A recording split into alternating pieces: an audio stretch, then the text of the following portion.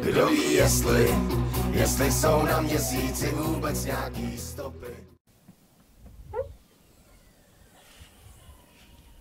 Ahoj a dobrý den, možná mě poznáváte? Ne, nejsem Křemílek, ani Bochomůrka.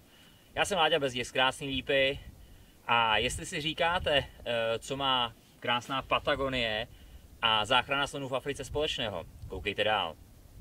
Jak už možná dobře víte, před cestou jsem pracoval v firmě Mikov a proto je naše expedice spojená s rybičkou. Byl jsem to také já, kdo rozhodoval o materiální podpoře tohoto člověka, Artura Sniegona. Kluka, který se rozhodl zachraňovat slony v Africe.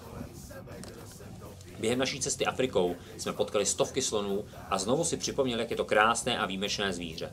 Když již na cestě Artur oslovil, zdali bych nemohl přesvědčit kolegy v Mikově o stažení nožů se slonovinou z jejich nabídky, byť se jedná o materiál legálně nabitý, neváhal jsem a do Mikova napsal. V Mikově naší žádosti okamžitě vyhověli. Možná jsme tím nezachránili žádného konkrétního slona, možná jsme jich zachránili spousty. Jsme však skálopevně přesvědčeni o tom, že to, co Artur dělá, je správné a má smysl. Jsme také rádi, že se firma Mikov rozhodla k okamžitému ukončení nabídky nožů se střenkami ze slonoviny a pevně věříme, že nebude jediná a přidají se i ostatní.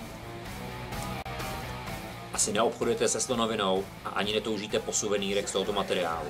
Neznamená to však, že se vás tahle problematika netýká. Zkrátka platí, že pokud nebude poptávka, nebude ani nabídka.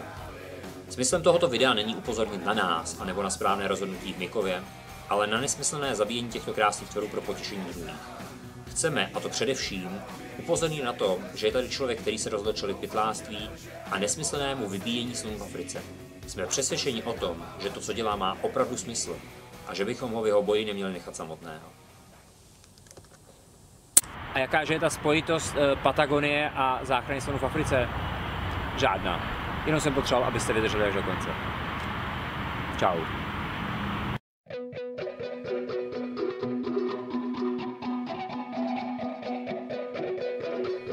Kdo ví, jestli jsou na měsíci vůbec nějaký stopy a proč kope kolem sebe, kdo se topí.